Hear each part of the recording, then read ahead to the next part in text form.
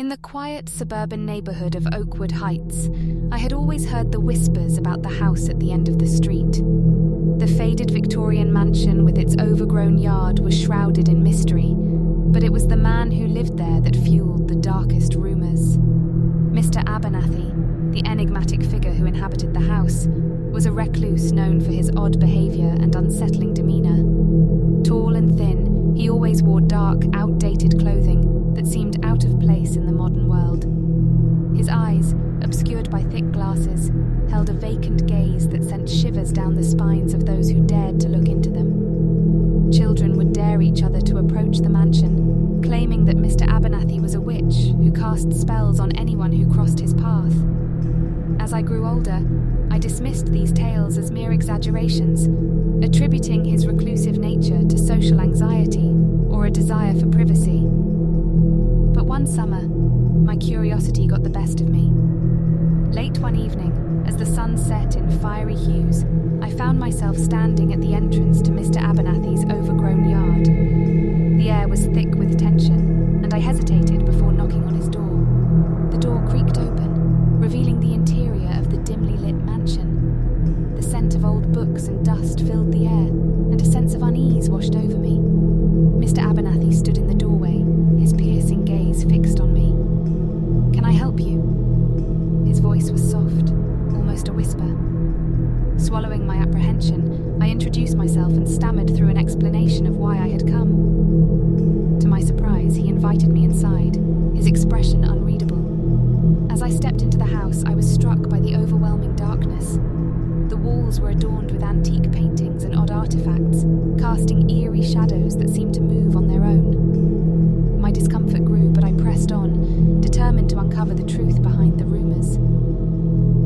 Mr. Abernathy led me to a small sitting room, its walls lined with bookshelves filled with dusty tomes.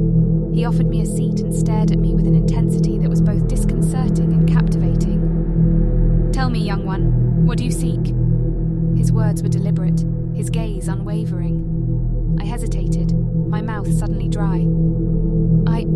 I just wanted to know more about you, about the rumors." A thin smile tugged at the corners of his lips. "Ah, the rumors. They do have a way of weaving their own tales, don't they?" As he spoke, he revealed fragments of his past. He had once been a scholar, a seeker of knowledge that extended beyond the boundaries of conventional wisdom. He had studied the ancient arts and delved into the mysteries of the universe, acquiring knowledge that few dared to pursue. As the conversation continued, my unease began to wane. Mr. Abernathy spoke with a passion and depth that drew me in, his words like a hypnotic melody. He shared stories of forgotten rituals, lost civilizations, and the cosmic forces that shaped our reality. Hours passed, and the moon rose high in the sky.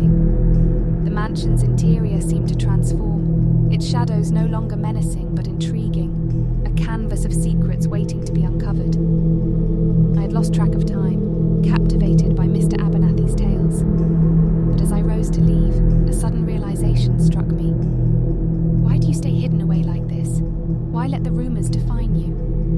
Mr. Abernathy's gaze grew distant, a shadow passing over his features. Sometimes it is easier to be a mystery, to embrace the darkness rather than face the judgments of the world. I left his mansion that night with a mixture of emotions.